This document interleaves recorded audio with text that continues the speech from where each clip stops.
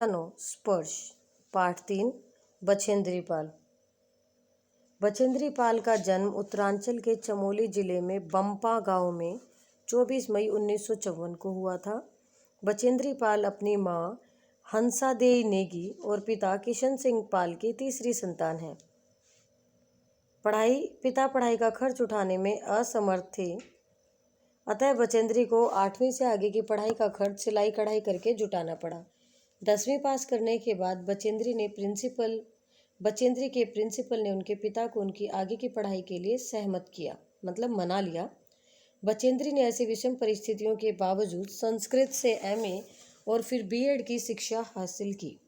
लक्ष्य के प्रति इसी समर्पण भाव ने उन्हें एवरेस्ट पर विजय पाने वाली पहली भारतीय पर्वतारोही होने का गौरव दिलाया। अर्थात बछेंद्री पाल वो पहली भारतीय महिला हैं जो कि एवरेस्ट की चोटी पर अपना झंडा गाड़ कर आई थी, जिन्होंने एवरेस्ट की चढ़ाई की थी। ये पहली भारतीय महिला है। ये देखिए, इनका चित्र आपके पाठ में दिया गया है। बछेंद्री को पहाड़ों पर चढ़ने का चाव बचपन से ही था। जब इनका बड़ा भाई इन्हें पहाड़ पर चढ़ने से रोकता था और इनसे 6 साल छोटे भाई को पहाड़ पर चढ़ने के लिए उकसाता था, तब बछेंद्री को बहुत बुरा लगता था। वह सोचती थी कि भाई यह क्यों नहीं समझता कि जो काम छोटा भाई कर सकता है वह उसकी यह बहन भी कर सकती है। लोग लड़कियों को इतना कोमल नाजुक क्यों समझते हैं। बहरहाल पहाड़ों पर चढ़ने की उनकी इच्छा बचपन में भी पूरी होती रही। चूँकि इनका परिवार साल के कुछ महीने एक ऊंचाई वाले गांव में बिताता था और कुछ महीने पहाड़ से नीचे तराई में बसे एक और गांव में, जिस मौसम में परिवार नीचे तराई वाले गांव में आ जाता था, उन महीनों में स्कूल जाने के लिए बछेंद्री को भी 5-6 मील पहाड़ की चढ़नी और उतरनी पड़ती थी, क्योंकि स्कूल तो वहीं पहाड़ पर था। स्कूल थोड़े ही बदला जाता था हर बार। इधर बछेंद्री की पढ़ाई पूरी हुई, उधर इंडियन माउंटेन फाउंडेशन ने एवरेस्ट अभियान पर जाने का साहस रखने वाली महिलाओं की खोज शुरू की। बछेंद्री इस अभियान दल में शामिल हो गई। ट्रेनिंग के दौरान बछेंद्री 7,500 मीटर ऊंची मान चोटी पर सफलतापूर्वक चढ़ी। 7,500 मीटर। कई महीनों के अभ्यास के बाद आखिर वह दिन आ ही गया जब उन्होंने एवरेस्ट विजय के लिए प्रयाण किया। बछेंद्री ने एवरेस्ट विजय की अपनी रोमांचक पर्वतारोहण यात्रा का संपूर्ण विवरण स्वयं ही कलमबद्ध किया है, खुद ही लिखा है उन्होंने। प्रस्तुत अंश उसी विवरण में से लिया गया है। यह लोमहर्षक अंश बछेंद्री के उस अंतिम पड़ाव से शिखर तक पहुंचकर तिरंगा लहराने के पल पल का ब्यौरा बयान करता है। इसे पढ़ते हुए ऐसा लगता है मानो पाठक भी उनके कदम से कदम मिलाता हुआ, सभी खतरों को खुद झेलता हुआ एवरेस्ट के शिखर पर जा रहा हो। आइए पढ़ते हैं पाठ आपका, एवरेस्ट मेरी शिखर यात्रा। एवरेस्ट अभियान दल 7 मार्च को, ये उनकी असली कहानी है। हकीकत में जो हुआ था, जिस तारीख को हुआ था, जैसा हुआ था, यहाँ बछेंद्री पाल ने लिखा है। और आपको ये पाठ पढ़ाने के पीछे उद्देश्य है कि आप जानें कि पहली भारतीय महिला किस प्रकार एवरेस्ट तक अपनी चढ़ाई चढ़कर गई। एवरेस्ट अभियान दल 7 मार्च को दिल्ली से काठमांडू के लिए हवाई जहाज से चल दिया। एक मजबूत अग्रिम दल, अग्रिम जो आगे चलता है, एक मजबूत अग्रिम दल बहुत पहले ही चला गया था, जिससे कि वह हमारे बेस कैंप में पहुंचने से पहले दुर्गम हिमपात के रास्ते को साफ कर सके। हिमपात, बर्फ गिरना। नमचे बाजार शेरपा लैंड का एक सर्वाधिक महत्वपूर्ण नगरीय क्षेत्र है।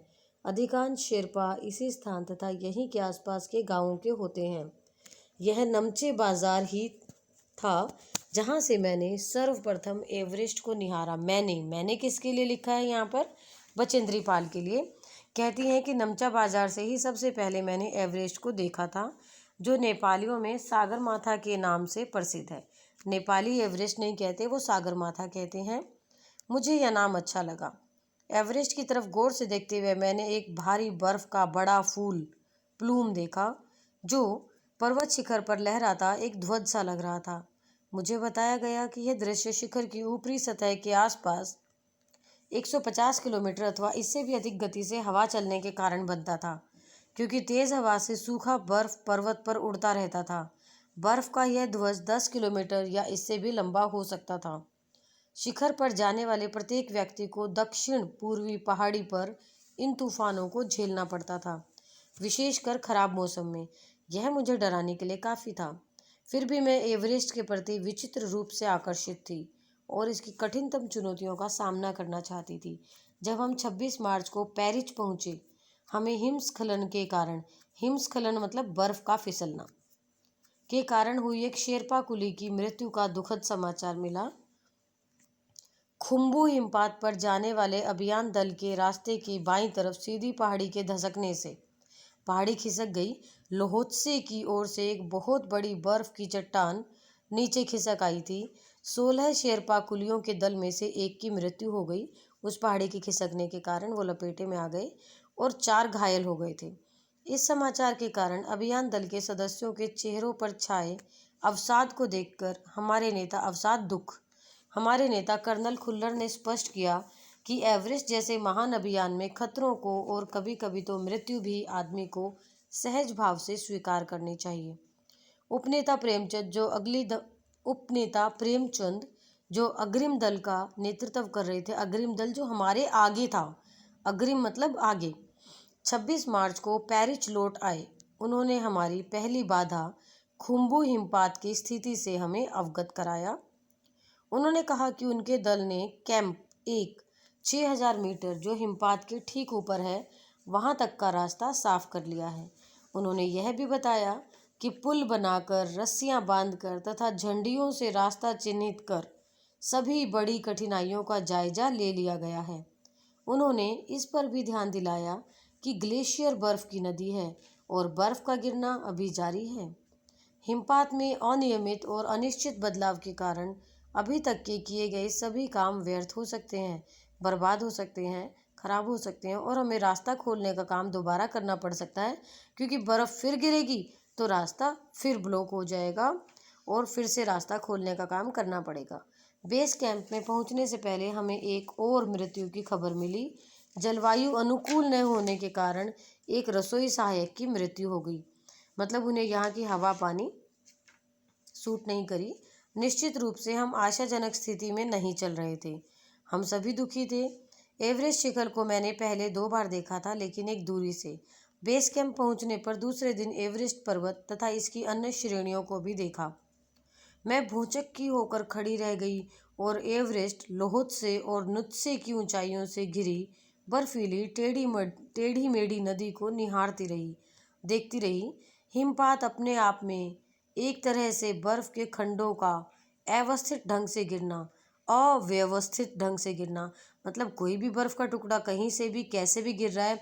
और जब बहुत ऊंचाई से बर्फ का टुकड़ा गिरते हुए आएगा तो पहाड़ पर चढ़ने वाले लोगों को भी तो अपने साथ लेकर आ सकता है, तो वहाँ खतरे बहुत ज़्यादा थे। हमें बताया गया था कि ग्लेशियर के बहने से अक्सर बर्फ़ में हलचल हो जाती थी, जिससे बड़ी बड़ी बर्फ़ की चट्टानें तत्काल गिर जाया करती थी, तत्काल, अचानक, और अन्य कारणों से भी अचानक प्राय खतरनाक स्थिति धारण कर लेती थी। सीधे धरातल पर दरार पड़ने का विचार और इस दरार का गहरे चौड़े हिमविदर में बदल जाने का मात्र ख्याल ही बहुत डरावना था। इससे भी ज़्यादा भयानक इस बात की जानकारी कि हमारे संपूर्ण प्रवास के दौरान हिमपात लगभग 1 दर्जन आरोहियों और कुलियों को प्रतिदिन छूता रहेगा। मतलब कि बार बार हिमपात होगा, बार बार बर्फ़ गिरेगी और कम से कम 12 लोगों को तो आराम से वो बर्फ़ टकराएगी। ये इस तरीके से अंदाज़ा लगाया गया था। दूसरे दिन आने वाले अपने अधिकांश सामान को हिमपात के आधे रास्ते तक ले गए। डॉक्टर मीनू मेहता ने हमें एल्यूमीनियम की सीढ़ियों से अस्थायी पुलों का बनाना, लट्ठों और रस्सियों का उपयोग, बर्फ़ की आड़ी तिरछी दीवारों पर रस्सियों को बांधना और हमारे अग्रिम दल के अभियांत्रिकी कार्यों के बारे में हमें विस्तृत जानकारी दी। संपूर्ण पूरी तरीके से जानकारी दी कि कैसे हम आगे बढ़ सकते हैं, कैसे हम एल्यूमीनियम की सीढ़ी का प्रयोग करेंगे। एल्यूमीनियम क्यों प्रयोग किया? क्योंकि इसमें जंग नहीं लगेगा। लोहे का प्रयोग करते तो जंग लगने की संभावना थी, लकड़ी गल के टूट जाती। तो एल्यूमीनियम हल्का भी होता है और मजबूत भी होता है, ना ही जंग लगेगा ना ही टूटेगा। तो एल्यूमीनियम की सीढ़ियाँ ये प्रयोग करते हैं। रस्सियों को कैसे बांध बांध कर आप ऊपर की तरफ चढ़ोगे। तीसरा दिन हिमपात से कैंप एक एक कर सामान ढोकर चढ़ाई का अभ्यास। सामान क्यों ढोना पड़ रहा है? क्योंकि वहाँ उन्हें रहने के लिए एक सामान, खाना पीना, कपड़े, ऑक्सीजन सिलेंडर, वो सब तो अपने साथ ही लेकर जाएंगे। ऐसा तो नहीं कि एक दिन चढ़ाई करके जाएंगे फिर शाम को खाना खाने वापस नीचे आएंगे। तो सामान ये साथ ढोकर चल रहे हैं। निश्चिंत था, रीता, रोम्बू तथा मैं साथ साथ चढ़ रहे थे। हमारे पास एक वॉकी टॉकी था जिससे हम अपने हर कदम की जानकारी बेस कैंप पर दे रहे थे। बेस कैंप जो ज़मीन पर कैंप है, जहां हम बताते रहते हैं कि हम कहाँ पहुंच गए, आगे क्या खतरा है या आगे क्या रास्ता है, या अगर हमारा कोई साथी घायल हो गया उसे वापस ले जाना है, कुछ भी इस तरीके की जानकारी के लिए हम वॉकी टॉकी का प्रयोग करते थे। फ़ोन क्यों नहीं, मोबाइल क्यों नहीं? क्योंकि यहाँ सिग्नल नहीं होंगे। तो वॉकी टॉकी का प्रयोग हम कर रहे थे। और कर्नल खुल्लर उस समय खुश हुए जब उन्होंने हमें अपने पहुंचने की सूचना दी, क्योंकि कैंप एक पर पहुंचने वाले केवल हम 2 ही महिलाएं थीं। अंग दोरजी, लोपसांग और गगन बिस्सा अंततः साउथ कोल पहुंच गए और 29 अप्रैल को 7,900 मीटर पर उन्होंने कैंप 4 लगाया। जब रुकते हैं वहाँ वो कैंप लगाते हैं। कैंप 1, 2, 3, 4 मतलब वो चौथी बार रुके थे। यह संतोषजनक प्रगति थी, हम ठीक तरीके से आगे बढ़ रहे थे।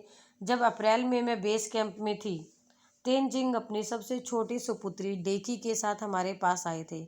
उन्होंने इस बात पर विशेष महत्व दिया कि दल के प्रत्येक सदस्य और प्रत्येक शेरपा कुली से बात की जाए। जब मेरी बारी आई, मैंने अपना परिचय यह कहकर दिया कि मैं बिल्कुल ही नौसिखिया हूँ और एवरेस्ट मेरा पहला अभियान है। तेनजिंग हंसे और मुझसे कहा कि एवरेस्ट उनके लिए भी पहला अभियान है, लेकिन यह भी स्पष्ट किया कि शिखर पर पहुंचने से पहले उन्हें 7 बार एवरेस्ट पर जाना पड़ा था। फिर अपना हाथ मेरे कंधे पर रखते हुए उन्होंने कहा, तुम एक पक्की पर्वतीय लड़की लगती हो, तुम्हें तो शिखर पर पहले ही प्रयास में पहुंच जाना चाहिए। 15-16 मई 1984 को बुद्ध पूर्णिमा के दिन, मतलब कि अप्रैल से मई, यहाँ एक 1.5 महीना हो चुका है इन्हें चलते हुए, मैं लोहत्से की बर्फीली सीधी ढलान पर लगाए सुंदर रंगीन नायलॉन के बने तंबू के कैंप 3 में थी। कैंप में 10 और व्यक्ति थे। लोपसांग, तराशिंग मेरे तंबू में थे। एंडी शेरपा तथा और 8 अन्य शरीर से मजबूत और ऊंचाइयों में रहने वाले शेरपा दूसरे तंबुओं में थे। मैं गहरी नींद में सोई हुई थी कि रात में 12:30 बजे के लगभग मेरे सिर के पिछले हिस्से में किसी एक सख्त चीज़ के टकराने से मेरी नींद अचानक खुल गई और साथ ही ज़ोरदार धमाका भी हुआ। तभी मुझे महसूस हुआ कि एक ठंडी, बहुत भारी कोई चीज़ मेरे शरीर पर से मुझे कुचलती हुई चल रही है। मुझे सांस लेने में भी कठिनाई हो रही थी। यह क्या हो गया था? एक लंबा बर्फ का पिंड हमारे कैंप के ठीक ऊपर लोहुत्से ग्लेशियर से टूटकर नीचे आ गिरा था और उसका विशाल हिमपुंज बना गया था। टुकड़ा, बर्फ का टुकड़ा, बहुत बड़ा बर्फीली टुकड़ा हमारे पूरे कैंप पर ही गिर गया था। हिमखंडों, बर्फ के टुकड़ों तथा जमी हुई बर्फ के इस विशालकाय पुंज ने एक एक्सप्रेस रेलगाड़ी की तेज गति और भीषण गर्जना के साथ सीधी ढलान से नीचे आते हुए हमारे कैंप को तहस नहस कर दिया था। वास्तव में हर व्यक्ति को चोट लगी थी, क्योंकि बर्फ बहुत ऊंचाई से गिरी थी, बर्फ की पूरी चट्टान गिरी थी। यह एक आश्चर्य था कि किसी की मृत्यु नहीं हुई थी। लोपसांग अपनी स्विस छुरी की मदद से हमारे तंबू का रास्ता साफ करने में सफल हो गए थे और तुरंत ही अत्यंत तेजी से मुझे बचाने की कोशिश में लग गए। थोड़ी सी भी देर का सीधा अर्थ था मृत्यु, क्योंकि सांस घुट रहा था, दम घुट रहा था, मैं दबी पड़ी थी। बड़े बड़े हिमपिंडों को मुश्किल से हटाते हुए उन्होंने मेरे चारों तरफ की कड़े जमे बर्फ की खुदाई की और मुझे उस बर्फ की कब्र से निकाल बाहर खींच लाने में सफल हो गए। सुबह तक सारे सुरक्षा दल आ गए थे और 16 मई को प्रातः 8 बजे तक हम प्राय सभी कैंप 2 पर पहुंच गए थे। जिस शेरपा की टांग की हड्डी टूट गई थी यही बर्फ गिरने से, उसे एक खुद के बनाए स्ट्रेचर पर लिटाकर नीचे लाए। जो घायल हो जाता है उसे नीचे बेस कैंप पर ले जाया जाता है उसके आगे के इलाज के लिए। हमारे नेता कर्नल खुल्लर के शब्दों में यह इतनी ऊंचाई पर सुरक्षा कार्य का एक जबरदस्त साहसिक कार्य था। सभी 9 पुरुष सदस्यों को चोटों अथवा टूटी हड्डियों आदि के कारण बेस कैंप में भेजना पड़ा। तभी कर्नल खुल्लर मेरी तरफ मुड़कर कहने लगे, क्या तुम भयभीत थी? क्या तुम डर गई थी? जी हाँ। क्या तुम वापस जाना चाहोगी? नहीं, मैंने बिना किसी हिचकिचाहट के उत्तर दिया। जैसे ही मैं साउथ कोल कैंप पहुंची, मैंने अगले दिन की महत्वपूर्ण चढ़ाई की तैयारी शुरू कर दी। मैंने खाना, कुकिंग गैस तथा कुछ ऑक्सीजन सिलेंडर इकट्ठे किए। जब दोपहर 1:30 बजे बिस्सा आया, उसने मुझे चाय के लिए पानी गर्म करते देखा कि जय और मीनू भी अभी बहुत पीछे थे। मैं चिंतित थी क्योंकि मुझे अगले दिन उनके साथ ही चढ़ाई करनी थी। वे धीरे धीरे आ रहे थे क्योंकि वे भारी बोझ लेकर और बिना ऑक्सीजन के चल रहे थे। दोपहर बाद मैंने अपने दल के दूसरे सदस्यों की मदद करने और अपने एक थर्मस को जूस से और दूसरे थर्मस को गर्म चाय से भरने के लिए नीचे जाने का निश्चय किया। मैंने बर्फीली हवा में ही तंबू से बाहर कदम रखा। जैसे ही मैं कैंप क्षेत्र से बाहर आ रही थी, मेरी मुलाकात मीनू से हुई और जय अभी कुछ पीछे थे। मुझे जय जेनेवा स्पर की चोटी के ठीक नीचे मिला। उसने कृतज्ञतापूर्वक चाय वगैरह पी, लेकिन मुझे और आगे जाने से रोकने की कोशिश की, मगर मुझे की से भी मिलना था। थोड़ा सा और आगे नीचे उतरने पर मैंने की को देखा। वह मुझे देखकर हक्का बक्का रह गया। तुमने इतनी बड़ी जोखिम क्यों ली बचेंद्री? तुम तो अच्छी भली ऊपर चली गई थी, वापस क्यों आई? अपना काम क्यों बढ़ाया? मैंने उसे दृढ़तापूर्वक कहा। मैं भी औरों की तरह एक पर्वतारोही हूँ, इसलिए इस दल में आई हूँ। शारीरिक रूप से मैं ठीक हूँ, इसलिए मुझे अपने दल के सदस्यों की मदद क्यों नहीं करनी चाहिए? की हंसा और उसने पेय पदार्थ से प्यास बुझाई, लेकिन उसने मुझे अपना किट ले जाने नहीं दिया। थोड़ी देर बाद साउथ कोल कैंप से लाहटू और बिस्सा हमें मिलने नीचे उतर आए और हम सब साउथ कोल पर जैसी भी सुरक्षा आराम की जगह उपलब्ध थी उस पर लौट आए। साउथ कोल पृथ्वी पर बहुत अधिक कठोर जगह के नाम से प्रसिद्ध है। अगले दिन मैं सुबह 4 बजे उठ गई, बर्फ पिघलाया और चाय बनाई। पानी नहीं लेकर चलते ये लोग। कुछ बिस्कुट और आधी चॉकलेट का हल्का नाश्ता करने के बाद मैं लगभग 5:30 बजे अपने तंबू से निकल पड़ी। अंगदोरजी बाहर खड़ा था और कोई आसपास नहीं था। अंगदोरजी बिना ऑक्सीजन के ही चढ़ाई करने वाला था, लेकिन इसके कारण उसके पैर ठंडे पड़ जाते थे, इसलिए वह ऊंचाई पर लंबे समय तक खुले में और रात्रि में शिखर कैंप पर नहीं जाना चाहता था। इसलिए उसे या तो उसी दिन चोटी तक चढ़कर साउथ कोल पर वापस आ जाना था अथवा अपने प्रयास को छोड़ देना था। वह तुरंत ही चढ़ाई शुरू करना चाहता था और उसने मुझसे पूछा क्या मैं उसके साथ जाना चाहूँगी। एक ही दिन में साउथ कोल से चोटी तक जाना और वापस आना बहुत कठिन और श्रम साध्य होगा, मतलब मेहनत की बात होगी। इसके अलावा यदि अंगदोरजी के पैर ठंडे पड़ गए तो उसके लौटकर आने का भी जोखिम था। मुझे फिर भी अंगदोरजी पर विश्वास था और साथ साथ मैं आरोहण की क्षमता और कर्मठता के बारे में भी आश्वस्त थी। अन्य कोई भी व्यक्ति इस समय साथ चलने के लिए तैयार नहीं था।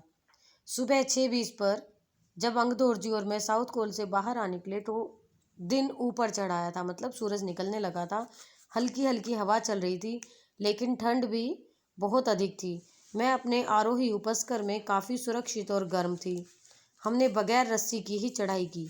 अंगदोरजी एक निश्चित गति से ऊपर चढ़ते गए और मुझे भी उनके साथ चलने में कोई कठिनाई नहीं हुई। जमे हुए बर्फ की सीधी व ढलाऊ चट्टानें इतनी सख्त और भुरभुरी थी मानो शीशे की चादरें बिछी हों। हमें बर्फ काटने के फावड़े का इस्तेमाल करना ही पड़ा और मुझे इतनी सख्ती से फावड़ा चलाना पड़ा जिससे कि उस जमे हुए बर्फ की धरती को फावड़े के दांते काट सकें।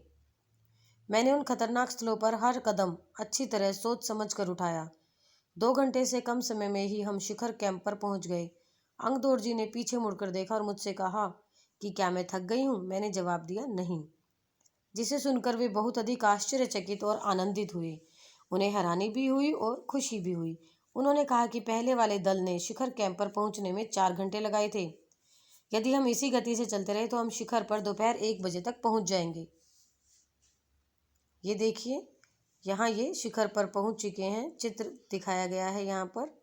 और लाहटू हमारे ये वस्त्र इन्होंने अपने आप को ठंड से बचाने के लिए पहन रखे हैं। लाहटू हमारे पीछे पीछे आ रहा था और जब हम दक्षिणी शिखर के नीचे आराम कर रहे थे वह हमारे पास पहुंच गया। थोड़ी थोड़ी चाय पीने के बाद हमने फिर चढ़ाई शुरू की।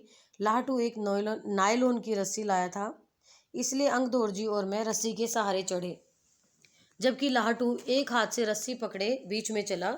उसने रस्सी अपनी सुरक्षा के बजाय हमारे संतुलन के लिए पकड़ी हुई थी। लाहटू ने ध्यान दिया कि मैं इन ऊंचाइयों के लिए सामान्यतः आवश्यक 4 लीटर ऑक्सीजन की अपेक्षा लगभग 2.5 लीटर ऑक्सीजन प्रति मिनट की दर से लेकर चढ़ रही थी। मेरे रेगुलेटर पर जैसे ही उसने ऑक्सीजन की आपूर्ति बढ़ाई, मुझे महसूस हुआ कि सपाट और कठिन चढ़ाई भी अब आसान लग रही थी। दक्षिणी शिखर के ऊपर हवा की गति बढ़ गई थी। उस ऊंचाई पर तेज हवा के झोंके भुरभुरे बर्फ के कणों को चारों तरफ उड़ा रहे थे, जिससे दृश्यता शून्य तक आ गई थी। कुछ दिखाई नहीं दे रहा था। अनेक बार देखा कि केवल थोड़ी दूर के बाद कोई ऊंची चढ़ाई नहीं है, ढलान एकदम सीधा नीचे चला गया है। मेरी सांस मानो रुक गई थी। मुझे विचार कौंधा कि सफलता बहुत नजदीक है। 23 मई 1984 के दिन दोपहर के 1:07 पर मैं एवरेस्ट की चोटी पर खड़ी थी। एवरेस्ट की चोटी पर पहुंचने वाली मैं प्रथम भारतीय महिला थी। एवरेस्ट शंकु की चोटी इतनी एवरेस्ट शंकु शंकु जो उल्टा कोन जैसे रखा होता है, इतनी जगह नहीं थी कि दो व्यक्ति साथ साथ खड़े हो सके। चारों तरफ हजारों मीटर लंबी सीधी ढलान को देखते हुए हमारे सामने प्रश्न सुरक्षा का था। हमने पहले बर्फ के फावड़े से बर्फ की खुदाई कर अपने आप को सुरक्षित रूप से स्थिर किया। इसके बाद मैं अपने घुटनों के बल बैठी। बर्फ पर अपने माथे को लगाकर मैंने सागर माथे के ताज का चुंबन लिया। बिना उठे ही मैंने अपने थैले से दुर्गा माँ का चित्र और हनुमान चालीसा निकाला। मैंने इनको अपने साथ लाए लाल कपड़े में लपेटा, छोटी सी पूजा अर्चना की और इनको बर्फ में दबा दिया। आनंद के एक क्षण में मुझे अपने माता पिता का ध्यान आया। जैसे मैं उठी मैंने अपने हाथ जोड़े और मैं अपने रज्जू नेता अंगदौर जी के प्रति आदर भाव से झुकी। अंगदौर जी जिन्होंने मुझे प्रोत्साहित किया और मुझे लक्ष्य तक पहुंचाया। मैंने उन्हें बिना ऑक्सीजन के एवरेस्ट की दूसरी चढ़ाई चढ़ने पर बधाई भी दी। उन्होंने मुझे गले से लगाया और कानों में फुसफुसाया, दीदी तुमने अच्छी चढ़ाई की, मैं बहुत प्रसन्न हूँ। कुछ देर बाद सोनम पुलजर पहुंचे और उन्होंने फोटो लेने शुरू कर दिए। इस समय तक लाहटू ने हमारे नेता को एवरेस्ट पर हम चारों के होने की सूचना दे दी थी। तब मेरे हाथ में वॉकी टॉकी दिया गया। कर्नल खुल्लर हमारी सफलता से बहुत प्रसन्न थे। मुझे बधाई देते हुए उन्होंने कहा, मैं तुम्हारी इस अनूठी उपलब्धि के लिए तुम्हारे माता पिता को बधाई देना चाहूँगा। वे बोले कि देश को तुम पर गर्व है और तुम ऐसे संसार में वापस आओगी जो तुम्हारे अपने पीछे छोड़े हुए संसार से एकदम भिन्न होगा। अर्थात कि तुम्हारी विजय पर तुम्हें पूरा संसार बधाई देगा। सब तुम्हें ही देखेंगे, सब तुम्हें अपना आदर्श मानकर आगे बढ़ेंगे। तो यहाँ से शुरू होते हैं पाठ के प्रश्न उत्तर मौखिक। इनका जवाब सिर्फ बोल कर देना है, ये लिखने के लिए नहीं आते हैं। और इसके बाद लिखित प्रश्न जो कि सीधे सीधे पाठ से लिए गए हैं। आपके लिए हम पढ़ देते हैं प्रश्न। नज़दीक से एवरेस्ट को देखकर लेखिका को कैसा लगा? डॉक्टर मीनू मेहता ने क्या जानकारियाँ दी? तेनजिंग ने लेखिका की तारीफ में क्या कहा? लेखिका को किन के साथ चढ़ाई करनी थी? लोब्सांग ने तंबू का रास्ता कैसे साफ किया? साउथ कोल कैंप पहुंचकर लेखिका ने अगले दिन की महत्वपूर्ण चढ़ाई की तैयारी कैसे शुरू की? इन सभी प्रश्नों के उत्तर पाठ में आपको सीधे सीधे मिल जाएंगे इन्हीं लाइनों के साथ। अगले हम 50 से 60 शब्दों वाले प्रश्न आपके लिए पढ़ देते हैं। उपनेता प्रेमचंद ने किन परिस्थितियों से अवगत कराया? किन परिस्थितियों के बारे में उन्होंने बताया? हिमपात किस तरह होता है और उससे क्या क्या परिवर्तन आते हैं? लेखिका के तंबू में गिरे बर्फ पिंड का वर्णन किस तरह किया गया है? लेखिका को देखकर की हक्का बक्का क्यों रह गया? एवरेस्ट पर चढ़ने के लिए कुल कितने कैंप बनाए गए, उनका वर्णन कीजिए। और इसके बाद प्रश्न 6, चढ़ाई के समय एवरेस्ट की चोटी की स्थिति कैसी थी? और प्रश्न 7 है, सम्मिलित अभियान में सहयोग एवं सहायता की भावना का परिचय बचेंद्री के किस कार्य से मिलता है? इसके साथ आशय स्पष्ट करने के लिए हम आपके लिए पढ़ देते हैं प्रश्न। एवरेस्ट जैसे महान अभियान में खतरों को और कभी कभी तो मृत्यु भी आदमी को सहज भाव से स्वीकार कर लेना चाहिए। यहाँ क्या कहना चाहते हैं, आशय क्या है इन पंक्तियों का? सीधे धरातल पर दरार पड़ने का विचार और इस दरार का गहरे चौड़े हिमविदर में बदल जाने का मात्र ख्याल ही बहुत डरावना था। इससे भी ज्यादा भयानक इस बात की जानकारी थी कि हमारे संपूर्ण प्रयास के दौरान हिमपात लगभग 1 दर्जन आरोहियों और कुलियों को प्रतिदिन छूता रहेगा। ये इस लाइन का आपको आशय बताना है। और अगला आशय बताना है, बिना, ये बहुत ही भावुक करने वाली पंक्तियां हैं। बिना उठे ही मैंने अपने थैले से दुर्गा माँ का चित्र और हनुमान चालीसा निकाला। यहाँ भाव भक्ति भी बताई गई है। मैंने इनको अपने साथ लाए लाल कपड़े में लपेटा, छोटी सी पूजा अर्चना की, बर्फ में दबाया। आनंद के क्षण में मुझे माता पिता का ध्यान आया। यहाँ बचेंद्री पाल ने भगवान को तो याद किया ही किया, साथ में जो उन्हें इस दुनिया में लाया अपने माता पिता, उनका भी इन्होंने ध्यान किया। अगला भाषा अध्ययन आ गया। भाषा अध्ययन ये आपको व्याकरण में काम आता है, जिसमें आपको शब्दों की व्याख्या करनी है, उचित विराम चिन्हों का प्रयोग करना है, शब्द युग्मों को ढूंढना है और इसके साथ साथ विलोम शब्द आपको बताने हैं। ये सभी व्याकरण का कार्य आपको पाठ के साथ साथ ज़रूर करना चाहिए। इसी से आपकी हिंदी और मजबूत बनती है। उपयुक्त उपसर्ग लगाइए। उपसर्ग क्या होता है? शब्द के आगे वर्ण लगाकर जब किसी शब्द का मीनिंग, अर्थ बदल जाता है, उसे उपसर्ग कहते हैं। जैसे वास, व्यवस्थित, कूल, जैसे प्रतिकूल, आपने प्रति आगे लगाया तो प्रतिकूल शब्द बन गया। गति, अगर आपने अव आगे लगाया तो अवगति बन गया। रोहण, रोहण के आगे आपने पर्वता लिख दिया तो पर्वतारोहण। रक्षित के आगे आपने आ लगा दिया, आरक्षित। तो शब्द के आगे जब आप कुछ लगा देते हैं, शब्द या वर्ण, और उसका अर्थ बदल जाता है, तो उसे उपसर्ग कहते हैं। क्रिया विशेषण क्या होता है? क्रिया की विशेषता बताने वाले शब्दों को क्रिया विशेषण कहते हैं, और इन्हीं से ही आपको भर देना है। और इसके बाद आपकी योग्यता विस्तार की, ये आप कुछ और आगे कुछ पढ़ेंगे। पर्वतारोहण से संबंधित 10 चीज़ों के नाम, पहली चढ़ाई की जानकारी, नाम एवरेस्ट क्यों पड़ा, और इस पाठ में कुछ अंग्रेजी के शब्द भी आए हैं, उन्हें भी छांट कर आप उनके अर्थ लिखिए। इससे आप हिंदी अंग्रेजी के शब्दों में अंतर कर पाएंगे। ये आपके परियोजना कार्य हैं, प्रश्न से रिलेटेड नहीं है, ये एक्टिविटी टाइप काम है। आपका अध्याय खत्म होता है। धन्यवाद।